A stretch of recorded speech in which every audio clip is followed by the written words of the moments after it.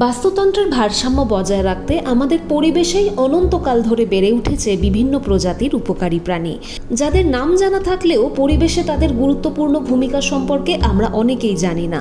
তেমনই একটি উপকারী প্রাণী হলো কেঁচো।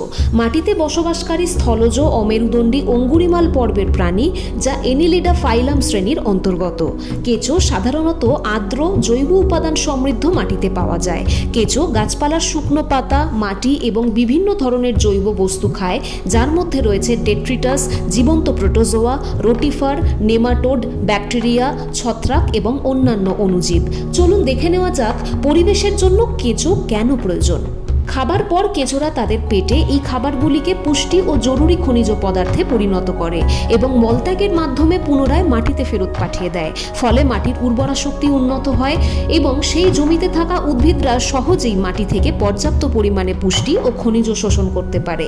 এছাড়াও কেঁচোর মলমূত্র ও কেঁচোর শরীর থেকে নির্গত জৈব রাসায়নিক বস্তু থেকে যে সার তৈরি হয় তাকে বলা হয় কেঁচো সার বা ভার্মি কম্পোস্ট। এই পরিবেশ বান্ধব জৈব সার যে কোনো ক্ষেতে ফসল উৎপাদনে ব্যবহার করা যায়, যা মাটি ও উদ্ভিদের পুষ্টি, জমির উর্বরতা এবং জলধারণ ক্ষমতা প্রদান করে। কেঁচো সারে যথেষ্ট পরিমাণে nitrogen, phosphorus, potassium, calcium, magnesium, vitamin ও হরমোন থাকে। ভালো মাটিতে যে পরিমাণ নাইট্রোজেন থাকে তার থেকে 5 গুণ বেশি নাইট্রোজেন, 7 গুণ বেশি পটাশিয়াম, 1.5 গুণ বেশি ক্যালসিয়াম থাকে কেঁচো সারে। তবে বর্তমানে চাষের জমিতে যে হারে রাসায়নিক কীটনাশক ব্যবহার করা হচ্ছে তার ফলে হারিয়ে যাচ্ছে কেঁচোর মতো এমন বহু উপকারী প্রাণী। শুধু তাই নয়, আমাদের খাদ্য শৃঙ্খলে পড়ছে সেই সব ক্ষতিকারক রাসায়নিকের প্রভাব, কমছে খাবারের পুষ্টি ও গুণগত মান।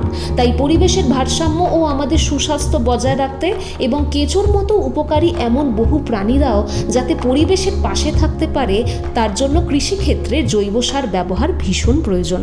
আসুন চাষের ক্ষেত্রে আমরা পরিবেশ বান্ধব জৈব পদ্ধতি অনুসরণ করে চাষ করি এবং পরিবেশের পরম বন্ধুদের বাঁচতে সাহায্য করি।